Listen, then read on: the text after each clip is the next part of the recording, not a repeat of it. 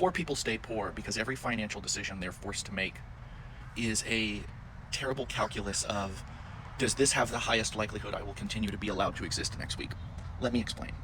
I just saw a video where this woman got scammed. She paid $6,000 cash for a car that she thought was going to be the best bang for her buck, and it turned out that the car was an absolute lemon, and she was completely scammed. She wasn't getting her money back.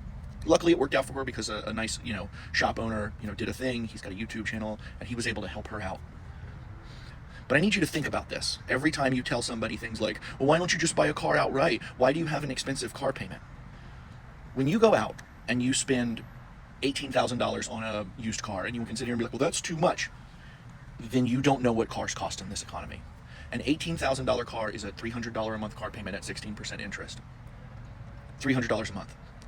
People get that car payment because if you go out and you buy a car cash money, you have $5,000 saved up, you have $10,000 saved up to buy a car outright so that you don't have a car payment. What you are effectively doing is rolling the dice on, you're playing the lottery on whether or not you're allowed to be alive. If a poor person doesn't have access to a car, they don't get to go to work. If a poor person has a car and they don't have access to the money to fix it or take an Uber while it's getting fixed, they lose their job. And this is what so many people that like to say stupid stuff like, oh, well, you shouldn't have bought that car, you should have done X, Y, Z, and every single one of those things at the end of the day fails to acknowledge the fact that the second your car breaks down, if you don't have the $1,000 it takes to fix it, if you don't have alternate means to get back and forth to work, your life is over. Your life is over. You lose your job. You can't take your kids back and forth to school. You can't buy groceries. Your life is over. So people get wrapped into these really scammy car loans because they're essentially rolling the dice of, I have the $300 a month for there to only be a 1 in 10,000 chance that I'm buying a lemon, versus wasting $10,000 that you otherwise don't have.